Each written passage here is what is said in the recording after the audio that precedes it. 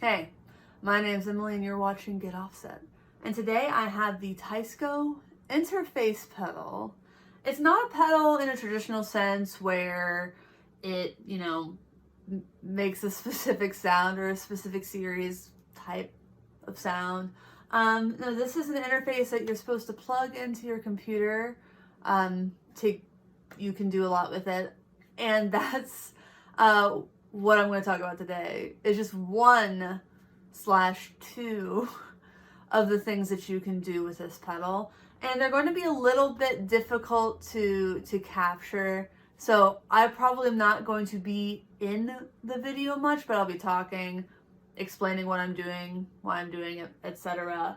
So the first thing I want to show you on this interface that looks like a pedal is how to use it for silent practice and without your pedal board at all. So no other pedals, silent practice, just you and this pedal and your smartphone. I think iPhones is primarily what it works with right now, so I'm going to be showing that to you. I normally use the iPhone to record the Me video and the Me audio because it sounds better than a couple of other options I have. So I'm going to do things a little bit differently today. You're not going to see me. You're just going to see the screen and probably the pedal. That's all the important stuff anyway. Whatever. So you don't need to have any effects plugged in with this interface, which is really cool. You can just use what I'm going to do on my phone. I'm going to use GarageBand. Either it's a free app or I paid for it so long ago, I don't remember. I used to have an iRig, so I could plug in my guitar directly into the GarageBand on my iPad, and that was really fun. I had a lot of fun writing with it, kind of on the go, having slightly better recordings than I had with my tools at the time, which was literally like Audacity being recorded through my laptop speakers. I had to record stuff for my songwriting classes in college. Yeah, I studied songwriting in college, kind of. Who let me do that? Just kidding, I learned a lot and had a lot of fun. Yeah, so there are some specific tools you need to get this to work on your phone. To power the interface, you need this cable, this tangled cable. What a great representation I'm doing right now.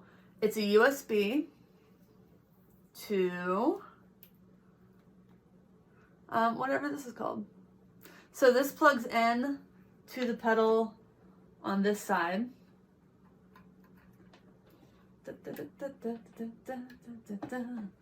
Very good. And this plugs into your computer. But how do you use it with a phone? You buy this little USB to Lightning port adapter and you just plug it in. You'll see that this actually has a little bit of a camera icon on it. Can you see that? No? Maybe. It has a little camera icon. But it can be used for other things. I think people just like to plug their cameras into their computers. I used to have an attachment where I could put my SD card directly into my iPhone and upload my pictures that way. But yeah, so enough of me talking. Here's what I'm going to do though. I am going to get GarageBand up and running. I'm going to plug this into my phone. Everything's going to happen over here. So yeah, enjoy the rest of the video and some of the cool sounds that can come from GarageBand. All right, thanks. All right, got my iPhone out of my case so it will lay nice and flat. I have it plugged in to the Teisco interface there. It's powering the Teisco, so keep that in mind for your battery levels. That's kind of a smaller concern. I have input A, and these are my level and gain controls for my input there. So I'll have the level up all the way and the gain up to about noon. I'm monitoring personally via the B monitor out. So you do need a 1/4-inch headphone jack to monitor. You actually might be able to monitor with Bluetooth headphones. You will definitely have some latency from that, so keep that in mind. So I've opened up the GarageBand app, and they have all of these things that you can choose from. We do not want audio recording. What we want is the amps. So we are going to choose if we want clean or distorted or bass. I'm going to choose a clean amp sound. So first things first, you need to turn on monitoring. And sometimes you get a pop-up that reminds you, and sometimes you don't. So I'm going to go over here, click monitor. Well, this is all my input stuff. So you can set like automatic input levels, which is kind of nice. You can connect to other audio apps, but all we really care about at this moment is monitoring. So let's click done.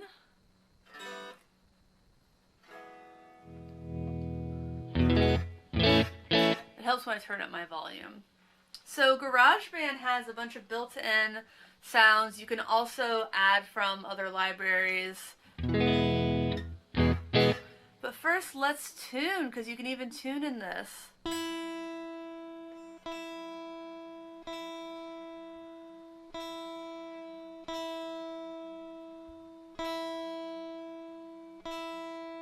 That's close.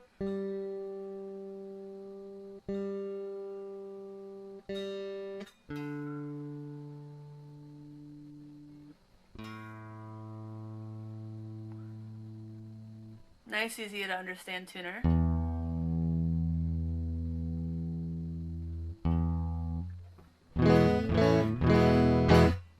Cool. Let's turn off the tuner and let's see what different amps we have. So this is, yeah, there, let's start at the top. Whoa. So I might have something turned on. Let's just go over here. I probably have, no, I don't have any echo turned on.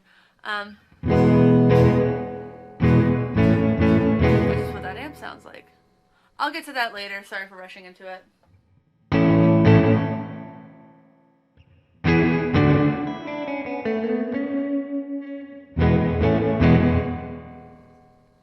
Nice. So you have gain controls, bass, mids, treble. You have the level control. You can add tremolo. So you can just kind of tap on the icon and go up and down, all around. And then you can set your rate as well.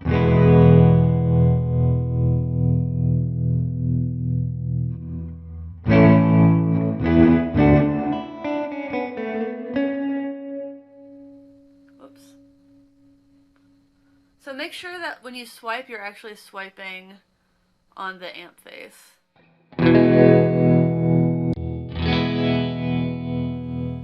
And your settings like EQ, tremolo, those will go between all the different amps.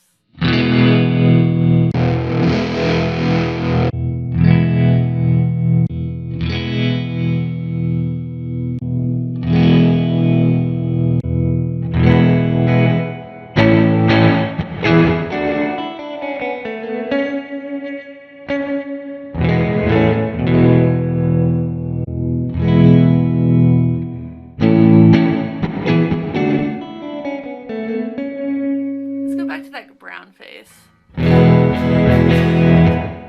And let's look at the mixing controls that we have available. So we have output, we can select panning.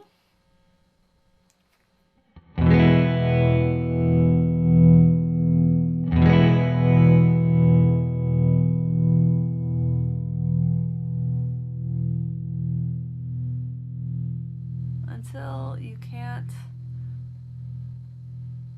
I'm having some troubles. There we go.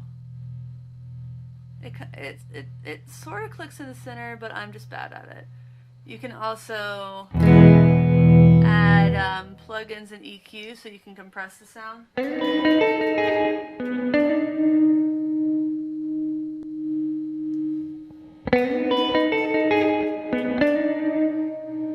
And then let's look at the master effects. So you have levels for reverb.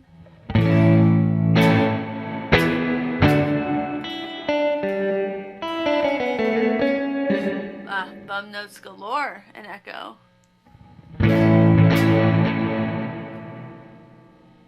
Let's turn those down, and you can select different types of reverb. So that's for some reason the default.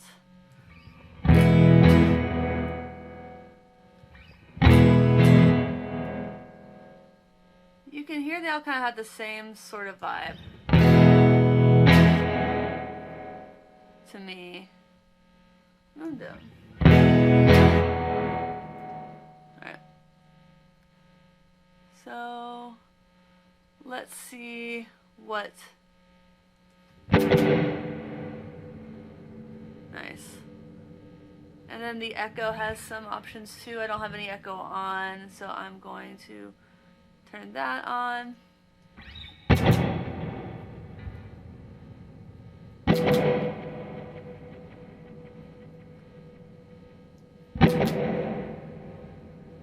So you can go through any of these. Just find something that you like. And that's not all of the controls that you have. You also have these guys. So this explains a little bit. You can turn these pedals on and off. You can change them. We have a squishy compressor. You hit that button to turn it off. You can see that LED go on or off.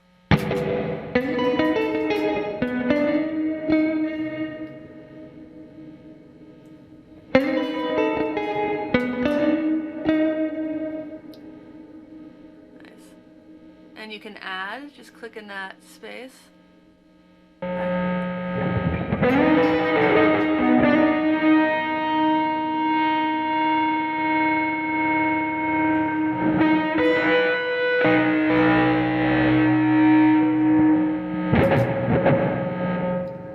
all that off. Cool. So you can probably delete these. Yeah. You can move them around. Just kind of squish them off the page.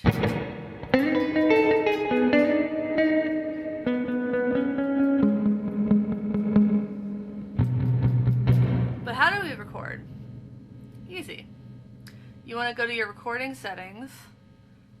Let's adjust our tempo so we can actually tap to set tempo. So da da da da da da. So I got my tempo the way I want it. Oops, that's not the only setting. You can set key signatures, time signatures. Key signatures are for if you're like going to add some more some kind of goofy stuff, like tap to add chords and bass riffs and stuff. I'm not really going to do that, but you can change it. Let's see. Let's go with B. There we go. Cool. Go back to other settings. Fade out, notepad. Don't have any of these things. Don't really want to look into the advanced stuff, but here's some, things. So let's click done. And we're going to get a count in.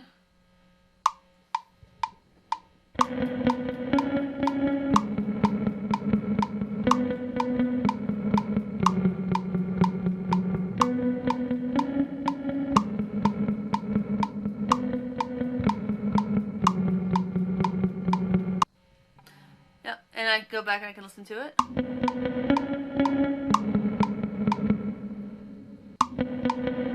And I can re-record if I'm not happy with that.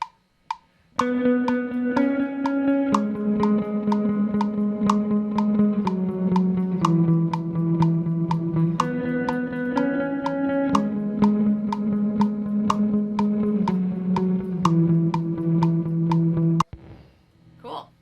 So if we want to add another track, what do we do? How do we do that? Let's add a distorted sound. And we once again have to turn on monitoring. I was unable to figure out a way, personally, to always have monitoring on. But I'm sure that there is. So let's add a chorus to this.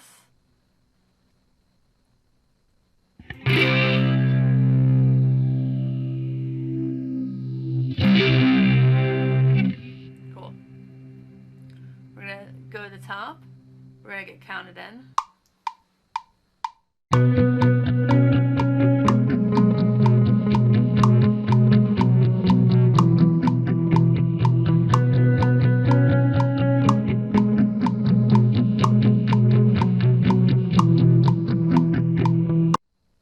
Yeah, let's listen to that. Turn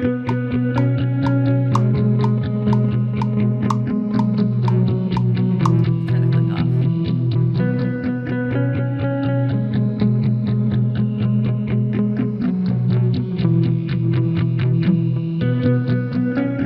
Cool, that's good enough to like consider to be like an idea that you've cemented so that you don't lose it. And then you can do fun stuff. Like you can select this track. We talked about panning before. Put that over there. Take this track, put it over there. Back to it.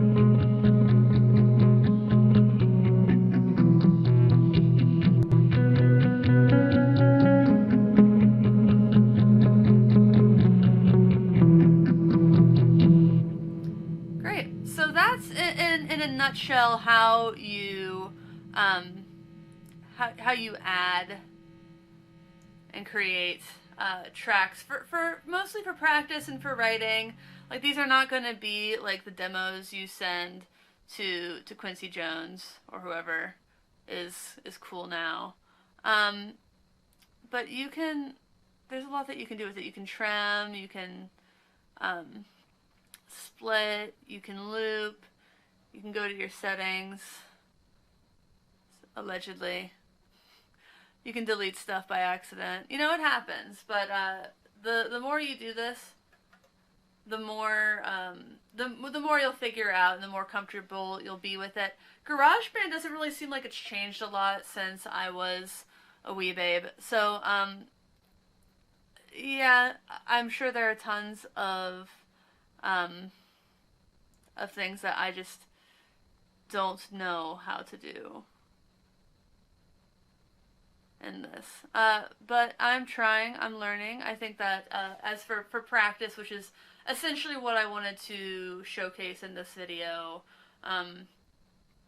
it's a great tool. I can definitely imagine taking this and a little guitar on vacation, so I can always have a tool that allows me to, you know, not just play guitar, but with the feel of it, but to play guitar and get the sound, some approximation of a sound that I like, even if I don't have my own equipment with me to make the sounds that I like. So yeah, I'm a fan. I'm going to you know, call this video the end of it, and I'm going to do one on using the computer next. So please stick around. Hey, I'm back, and this time I'm on a computer. Got my webcam. Now you can see what the back end of my office looks like. I have my Squier Paranormal Series offset Telecaster. Not that that really super duper matters right now. I have my Teisco Interface. Ooh. Plugged in exactly the same, only this time I'm using the B output, and it doesn't matter, and I'll show you how little it matters. So let's get into the Bandlab. So this is the back end of Bandlabs.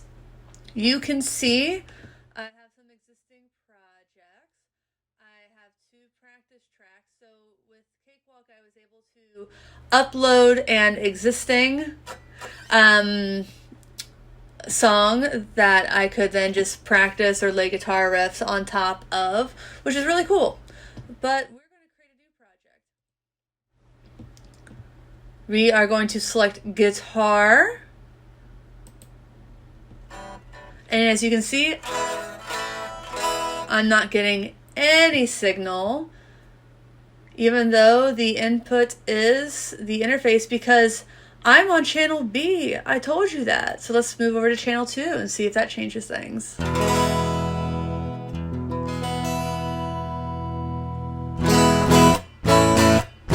What do you know? It does. And there is a little bit of latency. I'm going, just to save myself editing time, I'm going to be using a ducking technique. So I don't know if you'll be able to hear that latency, but it's a very, very minor. And it's annoying at first, but you get used to it. So just, there is more latency, I feel like, in Cakewalk than there is in GarageBand. But there are a lot of pros that I can get into. But for now, let's just look at some of the sounds. How do we do more than this clean sound? Well, you just click on your dots there and look at all this stuff. No, that's not the Jimi Hendrix chord. Is that it? Just kidding. So that's one of them.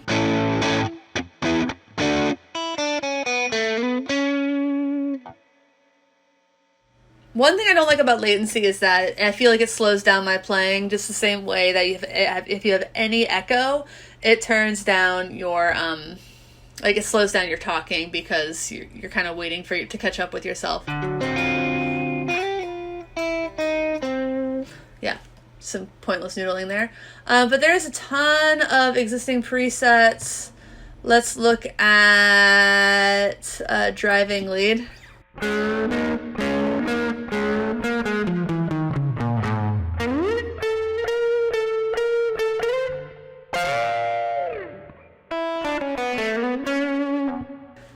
So that is a look at the presets, just quick things to get into. Anything fun? Stereo chorus. Ooh.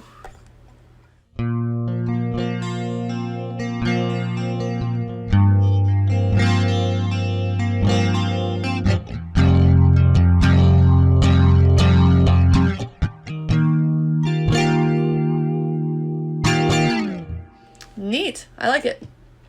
But if we want more customization, we can do that too. We just go to FX Effects, which is hilariously redundant. And you can see all of these little guys, these little sections here. So we have our amp type, a Brit Classic. Let's change that to a Jazz, JC120 kind of sound.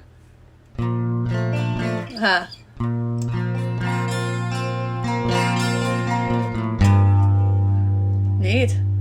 We can increase the depth. We can add modules. We can add cabs, guitar cab. Yikes. Let's get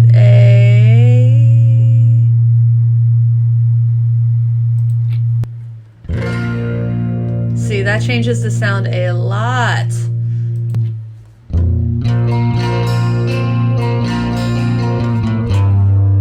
Kind of hard to not have some gain there.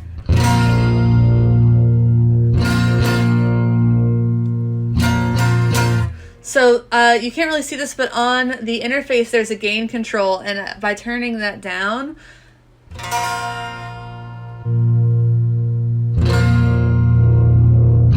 versus up,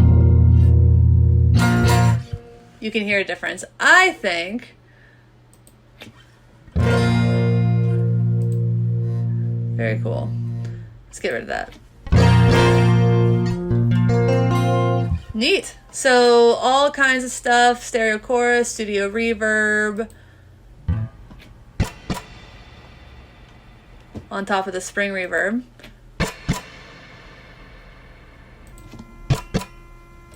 Did not like that. So let's look at recording with this. You have up here your beats per minute, your time signature, and you can enable or disable the metronome. And there are some fun metronome sounds. Let's go with cat because I cannot imagine what that would sound like. And then you have count in. Let's do a 2-bar counting, because I'm a wuss, and I think that 1 bar sometimes is not enough for me to count in. So let's try a little bit of recording there. Wow. My God.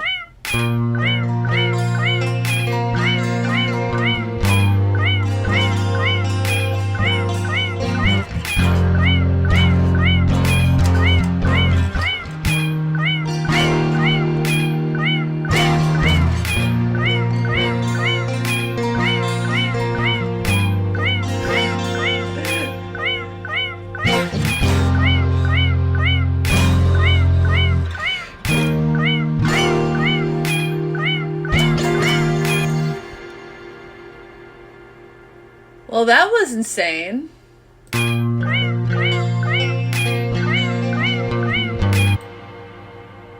That was truly bananas. Okay. Now let's look at recording a second track. So we're going to click Add Track, go to Guitar. Let's try a different preset. Let's do a big solo.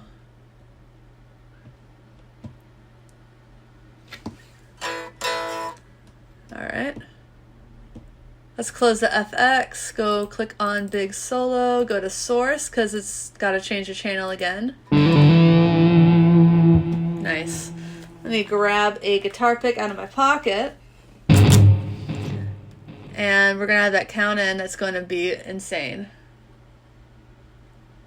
That's insane.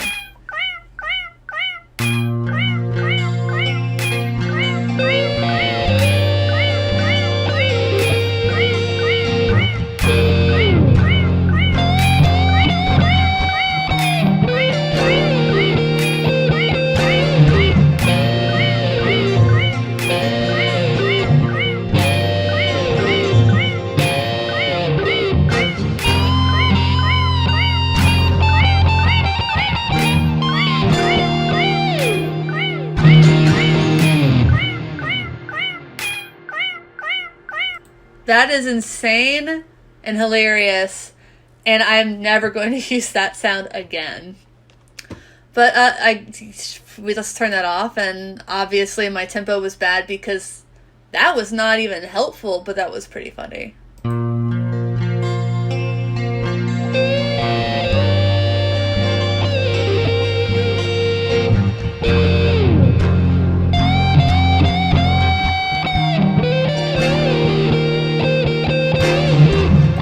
Yeah. And then weirdly trails bypass on all of those reverbs when you stop the recording, which is, I hope there's a way to turn that off because I don't like that at all. Honestly, some people might. It's probably really fun for practicing, but that's kind of the last thing I want in general. But that's a look at 2 ways to use the Teisco Interface for silent practice and recording demos without having your pedal board anywhere near you. Lots of sounds are available both in GarageBand, Cakewalk. There's lots of other interfaces that this works, DAWs, digital audio workstations, that this interface can work with. I usually use Studio One for recording, didn't try that here. I just really wanted to stick to those free or very popular options. GarageBand, extremely popular. Cakewalk, free. And, not a professional DAW, but, this is a great way if you just have your computer in a hotel room or on a vacation or just don't want to bother anybody when the muse that is music hits you at 2 a.m. These are cool options. I really like them. But anyway, please like, comment, subscribe. Tell me what else you want to see me do with the Teisco digital interface. There are a lot of ways to use it. If you have any questions, want me to try something out, hit me up in the comments below. Otherwise, thanks for watching. Thanks for understanding. Until next time, my name is Emily. Goodbye.